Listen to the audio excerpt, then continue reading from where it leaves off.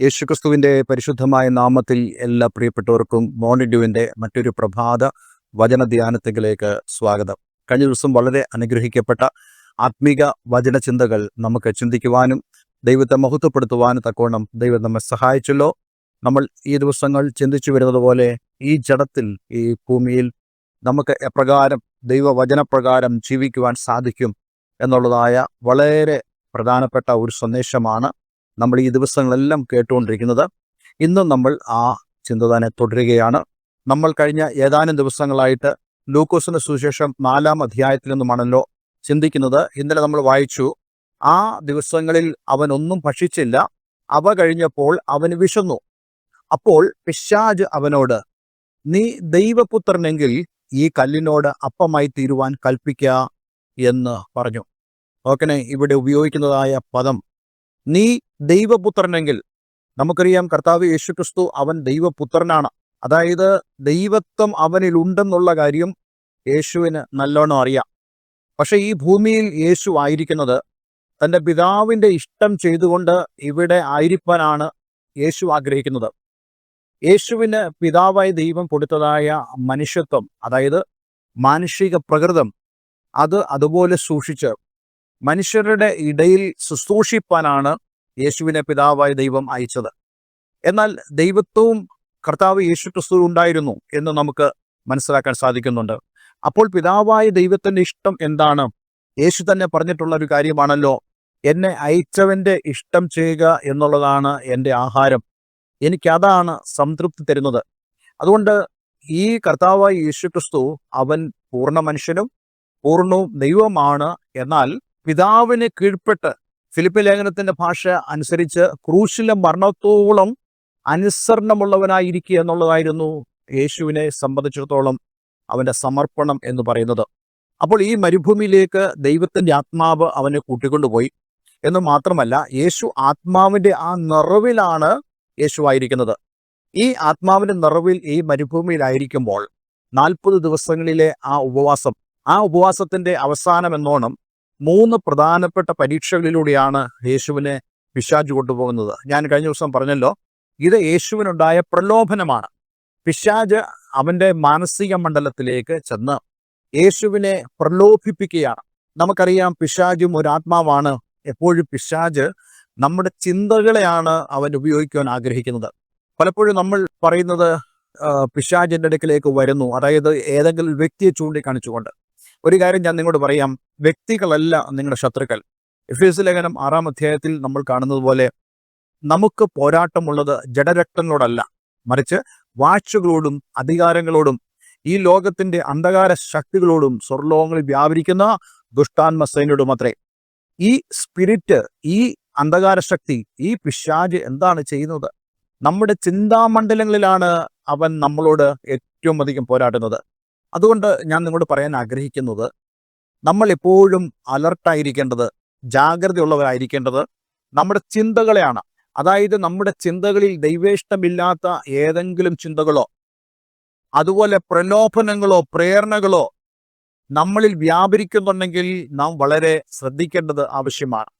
അതുകൊണ്ട് ഇന്നെ കേൾക്കുന്ന പ്രിയമുള്ളവരെ, ഈ വേദഭാഗത്തിലൂടെ ദൈവത്തിന്റെ ആത്മാവ് നമ്മെ പഠിപ്പിക്കുന്ന വളരെ പ്രസക്തമായ ചില വിഷയങ്ങളുണ്ട്. അതിൽ ഒരു കാര്യമാണ് ഇവിടെ പിശാച് യേശുവിനോട് പറയുന്നത്, നീ ദൈവപുത്രനെങ്കിൽ. വാസ്തവത്തിൽ പിശാച് ആഗ്രഹിച്ചെന്താ? പിശാചിനറിയാം യേശു ദൈവമാണെന്നറിയാം. ഇന്ന് പലരും യേശുവിൻ്റെ ദൈവത്വത്തെ നിഷേധിക്കുമ്പോൾ യേശു ദൈവമാണെന്ന് വ്യക്തമായ ഒരു കാഴ്ചപ്പാടുണ്ടായിരുന്ന വ്യക്തിയാണ് സാത്താൻ എന്ന് പറയുന്നത്. അതുകൊണ്ടാണല്ലോ ഇവൻ പറഞ്ഞത്, നീ ദൈവപുത്രനെങ്കിൽ. എന്നെ കേൾക്കുന്ന പ്രിയമുള്ളവരെ, നിങ്ങൾ യേശുവിൻ്റെ ദൈവത്വത്തെ നിഷേധിക്കുന്ന ഒരു വ്യക്തിയാണെങ്കിൽ സാത്താൻ അങ്ങനെയല്ല. സാത്താൻ അറിയാം യേശു ദൈവമാണെന്ന്. അതുകൊണ്ടല്ലേ പറയുന്നത് നീ ദൈവപുത്രനെങ്കിൽ.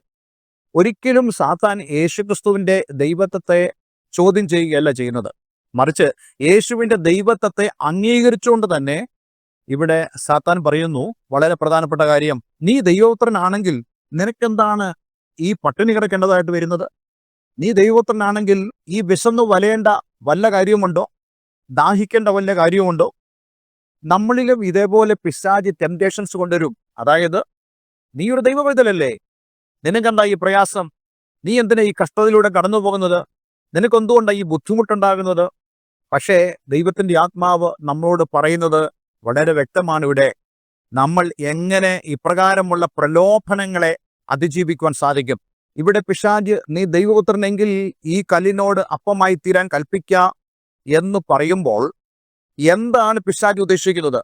പിശാച് ഉദ്ദേശിക്കുന്നത് യേശുക്രിസ്തു ആ കല്ലിനെ അപ്പമാക്കി തീർത്ത് ദൈവത്തോടുള്ള അനുസരണത്തിൽ നിന്നും അവൻ പുറത്ത് വരണം എന്നുള്ളതാണ് പിശാച് ആഗ്രഹിക്കുന്നത്. അങ്ങനെ ആദ്യ മനുഷ്യനെ എപ്രകാരം തെറ്റിച്ചോ അതേപോലെ തന്നെ ദൈവത്തിന്റെ കൽപ്പനയെ, ദൈവത്തിന്റെ ഉപദേശത്തിൽ നിന്നും, ദൈവത്തിന്റെ വചനത്തിൽ നിന്നും യേശുവിനെ മാറ്റിക്കളയാനാണ് പിശാച് ശ്രമിക്കുന്നത്. പക്ഷേ യേശു എന്തു ചെയ്തു? നമുക്ക് ഇവിടെ യേശു നൽകുന്നതായ പാഠം വളരെ പ്രസക്തമാണ്. യേശുവിൽ രണ്ട് കാര്യങ്ങളുണ്ടായിരുന്നു. ഒന്ന്, യേശുക്രിസ്തു ആത്മാവിനാൽ നിറഞ്ഞവനായിരുന്നു. രണ്ട്, യേശുക്രിസ്തു ദൈവത്തിന്റെ വചനത്താലും നിറഞ്ഞവനായിരുന്നു. ഈ ഒരൊറ്റ കാരണം കൊണ്ട് തന്നെ യേശുക്രിസ്തു സാത്താനെ വിജയിക്കുക. നമ്മുടെ ജീവിതത്തിലും ആവശ്യം വേണ്ട രണ്ട് കാര്യങ്ങളെക്കുറിച്ചാണ് ഇവിടെ ദൈവത്തിന്റെ പരിശുദ്ധാത്മാവ് നമ്മെ ഓർമ്മിപ്പിക്കുന്നത്. ഒന്ന്, നാം ആത്മാവിൽ നിറയുന്നവരായി തീരണം. ആത്മാവിന്റെ ഗൈഡൻസിൽ നാം മുന്നോട്ട് പോകേണ്ടതായിട്ടുണ്ട്. ഈ ആത്മനിറവിനെ സംബന്ധിച്ച് പല തെറ്റിദ്ധാരണകളും നമ്മുടെ സമൂഹത്തിലുണ്ട്. ചിലർ ചിന്തിക്കുന്നത് ആത്മനിറവ് എന്ന് പറയുന്നത് എപ്പോഴും അന്യഭാഷ പറഞ്ഞുകൊണ്ടിരിക്കുക എന്നുള്ളതാണ്, എപ്പോഴും ഇങ്ങനെ തുള്ളിക്കൊണ്ടിരിക്കുക എന്നുള്ളതാണ്. അല്ല, ആത്മനിറവുള്ളവൻ എന്താണ് ചെയ്യുന്നത്? ആത്മനിറവുള്ളവൻ ആത്മാവിന്റെ ഉപദേശത്താൽ, ആത്മാവിന്റെ നിറവിനാൽ, ആത്മാവിന്റെ ചലനത്താൽ അവൻ നടക്കുവാനിടയായി തീരും. അവന്റെ പ്രവൃത്തികൾ ദൈവത്തിന്റെ ആത്മാവിന്റെ ഫലങ്ങളെ സൂചിപ്പിക്കുന്ന, പ്രതിഫലിപ്പിക്കുന്ന സ്വഭാവവും പ്രവൃത്തിയുമായിരിക്കും അവന്റെ ജീവിതത്തിലുള്ളത്. യേശുക്രിസ്തു ആത്മനിറവുള്ളവനായിരുന്നു എന്നുള്ളത് യേശുക്രിസ്തുവിന്റെ പ്രവൃത്തിയിലൂടെ, യേശുക്രിസ്തുവിന്റെ സ്വഭാവത്തിലൂടെയും നമുക്ക് കാണുവാൻ കഴിയുന്നുണ്ട്. എത്ര പേർക്ക് അത് മനസ്സിലാകുന്നുണ്ട്? ഞാൻ നിങ്ങളോട് പറയട്ടെ, ആത്മാവിന്റെ നിറവ് എന്ന് പറയുന്നത് കേവലം അന്യഭാഷ മാത്രമല്ല, കേവലം ബാഹ്യ പ്രകടനങ്ങൾ മാത്രമല്ല. ആത്മാവിന്റെ നിറവിൽ, ആത്മാവിന്റെ ഇഷ്ടപ്രകാരം ആര് ജീവിക്കുന്നുവോ അവര് ആത്മനിറവുള്ളവരായിരിക്കും. നിങ്ങൾക്ക് ആത്മാവിന്റെ നിറവുണ്ടെങ്കിൽ നിങ്ങൾക്കത് അനുഭവിക്കാൻ കഴിയും. നിങ്ങളുടെ ജീവിതത്തിൽ അത് പ്രതിഫലിക്കാനിടയായി തീരും. അതുകൊണ്ടാണ് നമ്മൾ ചില ആളുകൾ, അവർ അന്യഭാഷ മാത്രം പറയുന്നു, അവർ തുള്ളിച്ചാടുക മാത്രം ചെയ്യുന്നു, പക്ഷെ അവരുടെ പ്രവൃത്തികൾ എപ്പോഴും ദോഷമുള്ളതും അവരുടെ പ്രവൃത്തികൾ മറ്റുള്ളവരെ വിഷമിപ്പിക്കുന്നതുമാകുമ്പോൾ നമ്മൾ ചിന്തിക്കുന്നു, അയ്യോ, അവൻ ആത്മാവിന് നിറവുള്ളവനല്ലേ, പിന്നെന്താ അവൻ ഇങ്ങനെ കാണിക്കുന്നത്, അല്ലെങ്കിൽ അവൾ ഇങ്ങനെ കാണിക്കുന്നത്? അതിന് കാരണം അത് യഥാർത്ഥ ആത്മനിറവല്ല. യഥാർത്ഥ ആത്മനിറവുള്ളവന്റെ ജീവിതം കണ്ടാൽ അറിയാം അവൻ ആത്മനിറവുള്ളവനാണെന്നുള്ളത്. അവന്റെ അന്യഭാഷയല്ല, അവൻ അന്യഭാഷ പറഞ്ഞില്ലേലും, അവൻ തുള്ളിച്ചാടിയില്ലേലും, അവന്റെ ജീവിതത്തിന്റെ പ്രവൃത്തികൾ, ആത്മാവിന്റെ ഫലങ്ങൾ പുറപ്പെടുവിക്കുന്ന പ്രവൃത്തികൾ കാണുമ്പോൾ മനസ്സിലാകും അവൻ ആത്മാവിന്റെ നിറവുള്ളവനാണെന്ന്. നോക്കുക, നമ്മുടെ അന്യഭാഷയല്ല പിശാചിനെ തകർക്കുന്നത്, നമ്മുടെ തുള്ളിച്ചാടലല്ല പിശാചിനെ ഓടിച്ചു കളയുന്നത്. മറിച്ച് നമ്മളുടെ ആത്മഫലങ്ങൾ, നമ്മളിലൂടെ ആത്മാവിന്റെ ഫലങ്ങൾ പുറപ്പെടുവിക്കുമ്പോൾ പിശാച് ഭയപ്പെട്ടു പോകുകയാണ്.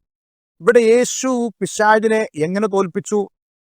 യേശു ആ സമയത്ത് അന്യഭാഷ പറഞ്ഞ് തുള്ളിച്ചാടി ഭോ പിശാചെ എന്ന് പറഞ്ഞ് ഓടിക്കുകയാണ് ചെയ്തത്? അല്ല, യേശു ആത്മാവിന്റെ നിറവിൽ തൻ്റെ ഉള്ളിൽ പകരപ്പെട്ട ദൈവത്തിന്റെ വചനത്തെ സമയോചിതമായി ഉപയോഗിക്കുക വഴി, ഞാനൊരു കാര്യം എൻ്റെ അനുഭവത്തിലൂടെ പറയാൻ ആഗ്രഹിക്കുന്നത്, ജീവിതത്തിൽ ഓരോരോ സംഭവങ്ങൾ ഇതുപോലെ പ്രലോഭനങ്ങളായിട്ടോ പോരാട്ടങ്ങളായിട്ടോ പരീക്ഷകളായിട്ടോ കടന്നു വരുമ്പോൾ അതാത് സമയത്ത് വേണ്ടതായ വചനം നമ്മുടെ ചിന്താമണ്ഡലങ്ങളിലേക്ക് ദൈവത്തിന്റെ പരിശുദ്ധാത്മാവ് പകർന്നു തരും. ആ വചനപ്രകാരം ജീവിക്കുവാൻ, ആ വചനപ്രകാരം പ്രതികരിക്കുവാൻ പരിശുദ്ധാത്മാവ് പ്രേരിപ്പിക്കും. നാം അങ്ങനെ ആ പ്രേരണയാൽ നമ്മുടെ ആ ആറ്റിറ്റ്യൂഡ് അങ്ങനെ ആയിരിക്കുമ്പോൾ, നമ്മുടെ നാവിലൂടെ ആ വചനം പുറപ്പെടുമ്പോൾ, നമ്മുടെ ചിന്താമണ്ഡലങ്ങളിൽ ആ വചനം വ്യാപരിക്കുമ്പോൾ, ഒരു കാര്യം ഞാൻ നിങ്ങളോട് പറയട്ടെ, നിങ്ങളോട് പോരാടുന്ന സകല അന്ധകാര ശക്തികളും നിങ്ങളെ വിട്ടുപോകുവാൻ തക്കോണം ഇടയായിത്തീരും. ഇവിടെ യേശു ചെയ്തതും അതുതന്നെയല്ലേ? ആവർത്തന പുസ്തകം 8:3 ഉദ്ധരിച്ചുകൊണ്ട് യേശു പറഞ്ഞു, മനുഷ്യൻ അപ്പം കൊണ്ട് മാത്രമല്ല ജീവിക്കുന്നത് എന്ന് എഴുതിയിരിക്കുന്നു എന്ന് ഉത്തരം പറഞ്ഞു. നോക്കണേ, വചനം അകത്തുള്ളപ്പോൾ, വചനം നാവിലൂടെ പുറപ്പെടുമ്പോൾ, വചനം ചിന്താമണ്ഡലങ്ങളിൽ വ്യാപരിക്കുമ്പോൾ ഒരു പിശാചിനും എന്നെ നിങ്ങളെയും ഒന്നും ചെയ്യുവാൻ കഴിയത്തില്ല. അവൻ അവിടെ നിന്ന് വിട്ടുപോകും. ഇതേ കാര്യമാണ് ഈ 2-3 വാക്യത്തിൽ നമുക്ക് കാണുവാൻ കഴിയുന്നത്. അതുകൊണ്ട് നമ്മുടെ ജീവിതം ആത്മനിറവിനാലും അതുപോലെ ദൈവവചനത്തിൻ്റെ നിറവിനാലുമായിരിക്കുമ്പോൾ ഒരു പിശാചിനും നിന്നെ ഒന്നും ചെയ്യുവാൻ കഴിയത്തില്ല. അതെ, എനിക്കും നിങ്ങൾക്കും വിജയമുണ്ടാകും. ഒരു വാക്ക് നമുക്ക് പ്രാർത്ഥിക്കാം. സ്വർഗീയപിതാവേ, ഇന്ന് ഞങ്ങളെ കേൾപ്പിച്ച ഈ അനുഗ്രഹിക്കപ്പെട്ട വചനത്തിനായി സ്തോത്രം. ഈ വചനം കേൾക്കുന്ന ഏവരെയും ഞാൻ യേശുവിൻ്റെ നാമത്തിൽ അനുഗ്രഹിക്കുന്നു. ദൈവകൃപയാലും അനുഗ്രഹത്താലും ഓരോരുത്തരെയും നിറയ്ക്കുകയും അനുഗ്രഹിക്കുകയും ചെയ്യണം. പ്രാർത്ഥന കേട്ടതിനായി നന്ദി. യേശു ക്രിസ്തുവിൻ നാമത്തിൽ തന്നെ. ആമേൻ, ആമേൻ. ഇന്നത്തെ വചനം നിങ്ങളുടെ ജീവിതത്തിൽ അനുഗ്രഹപ്രദമായി തീർന്നെങ്കിൽ തീർച്ചയായിട്ടും ഈ സ്ക്രീനിൽ കാണുന്ന ഫോൺ നമ്പറുകളിൽ ഞങ്ങളെ വിളിക്കുക. എല്ലാവരും ദൈവം അനുഗ്രഹിക്കട്ടെ. Have A nice day. God bless you all.